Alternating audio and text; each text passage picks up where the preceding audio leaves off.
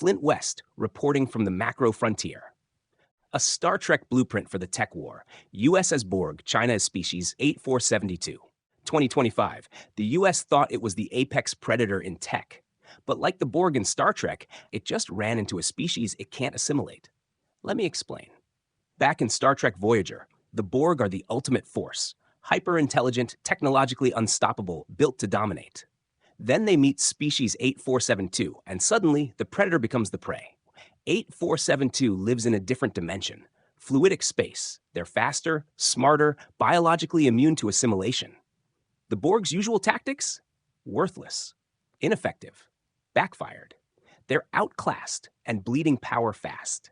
Now imagine the Borg as the United States and species 8472 as China. Welcome to the real 2025 tech war. The US thought inviting China into the WTO in 2001 would make them play by the rules. Open markets, free speech, capitalist logic. They expected convergence, but China took the tools, not the ideology. Now, China leads in the very sectors the US once dominated. Global supply chains, EV and auto manufacturing, RISC-V chip architecture, AI systems like DeepSeek, thorium energy reactors, end-to-end industrial scaling. They didn't just catch up, they jumped the line. Case in point, China just fired up its TMSR LF1 molten salt thorium reactor. Low-cost energy, modular scaling, strategic independence.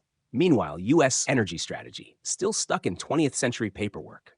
Like the Borg, the U.S. now faces something it doesn't understand and can't control. Economic firewalls, sanctions, tech bans, they're slowing down everyone, but not stopping China.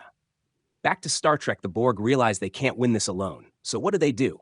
They collaborate with Voyager, a ship they once dismissed as weak, inferior, and irrelevant. Humility becomes survival. That's the playbook. If the US wants to stay relevant in this new order, it might need to partner with the very systems, actors, or ideas it used to look down on, because domination is dead. Adaptation is the new doctrine. The U.S. China conflict isn't Cold War 2.0.